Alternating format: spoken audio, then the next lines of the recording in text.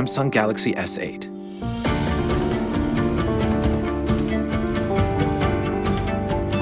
The new Infinity display gives you an incredible full-screen experience, yet fits comfortably in your hand.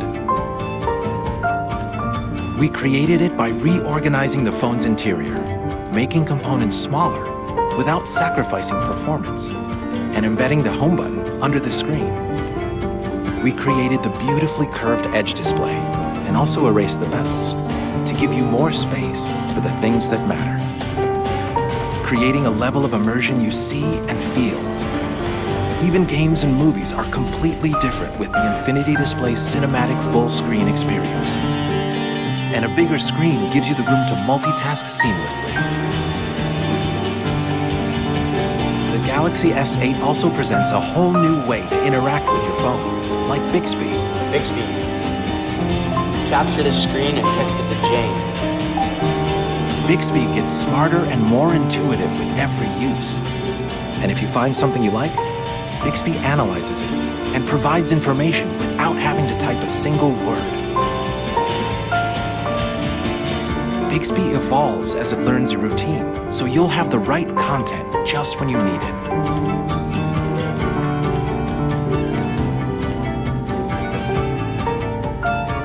Bixby also gives you information on what you're looking at and will recommend places to go.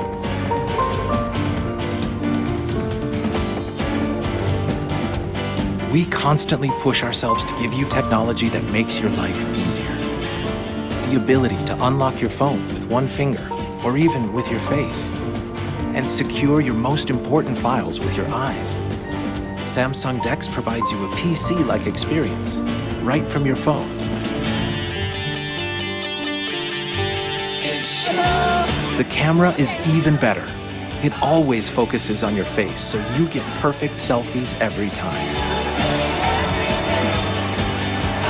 It also takes sharp, beautiful pictures in low light, and now it's even easier to zoom in. And of course, the Galaxy S8 is still water resistant, so water doesn't get in the way of your day.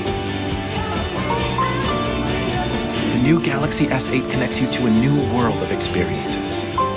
The new Gear VR has a motion-sensing wireless controller that makes navigating your virtual world simpler and more intuitive.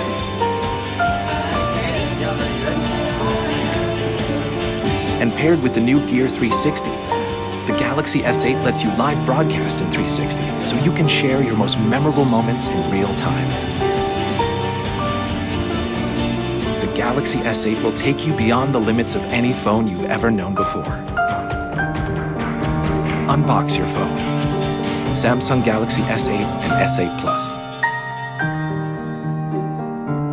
Despite getting off to a good start, Samsung's last year was pretty rough. Now 2017 is upon us, and in order to truly move on, Samsung had to nail its new flagship smartphones, the S8 and the S8 Plus. After all, these are the first phones the company will release since the Note 7 debacle came to a close. Now, we spent a few hours playing with these new phones, and while there were very few surprises, I still came away very, very impressed.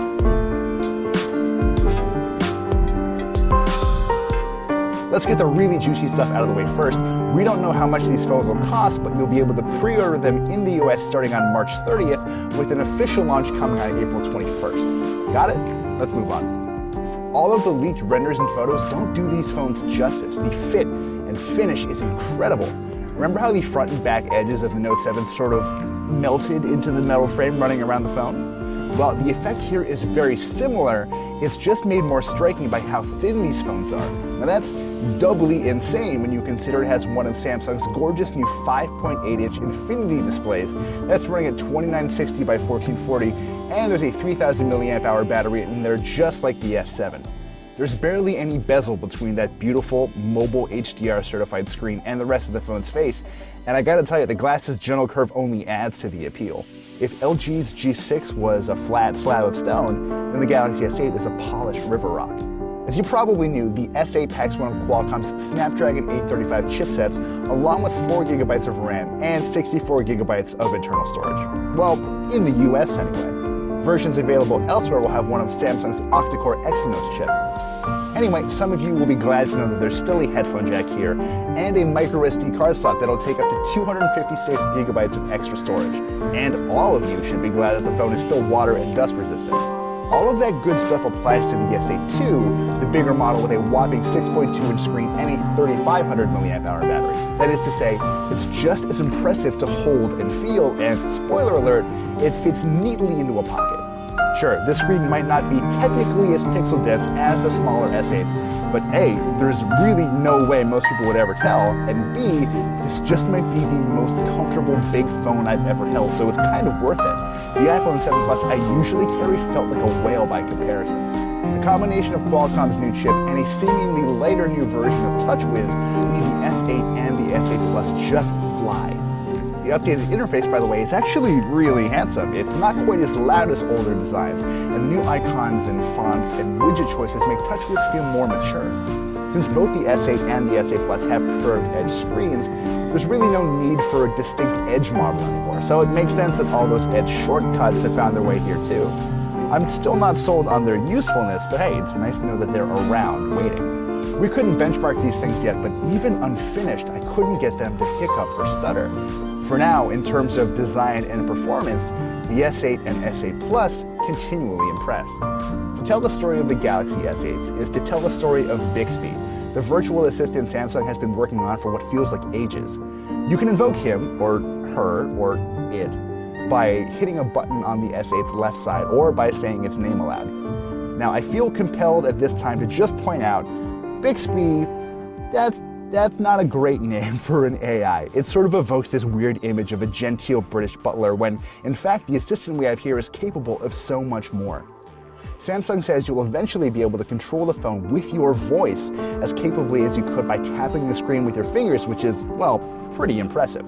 Bixby will even get you part way to that task you wanted to complete, even if it can't understand every part of your command. To be clear, the Bixby we played with was far from done. When it launches, you'll be able to ask it for photos from your last trip to Hong Kong or to launch apps. Bixby will also live on your home screen, tracking your steps and offering suggestions to you when it starts to understand your behavior. Do you call certain people at the same time every day? Expect Bixby to notice and remind you. The S8s we played with weren't quite that far along, but another part, Bixby Vision, actually worked pretty well. Long story short, Bixby will recognize things like products, restaurants, and landmarks, and offer more information about them. Let's say you're on the train and looking at a book someone is reading, you could use Bixby to learn more about the author or find a link to buy it. It's similar to something Amazon did with its Fire Phone back in the day, except, you know, people are actually going to buy these phones. Depending on your taste, not every change here is a step forward from the Galaxy S7 line.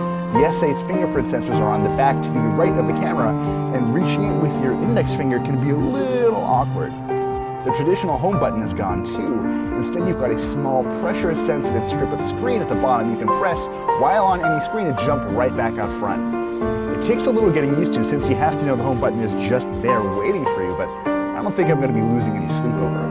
Samsung also said the 12-megapixel dual-pixel cameras in the S8s really aren't all that different from the cameras we got in last year's flagships. Now, in fairness, last year's cameras were already among the best we've used, but if Samsung is going to push out new stuff each year, it can't blame us for being mildly disappointed when things don't change that much.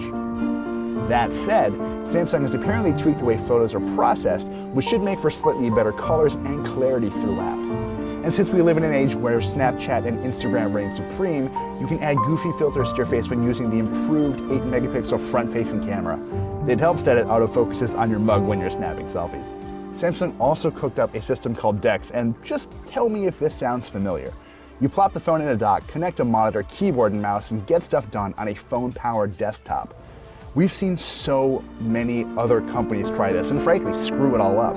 But Samsung's hybrid approach to Android on the desktop seems surprisingly fast and deeply impressive, so go watch our other video about it. If all of this sounds like a lot, well, it's just the beginning. By looking at the level of polish and poise baked into these phones, you easily get a sense of just how important Samsung believe these phones are. These are, in many ways, Samsung's attempts at redemption. And while memories of burning notes still linger, Samsung's future seems full of promise. Thanks for watching, and stay tuned for our full review.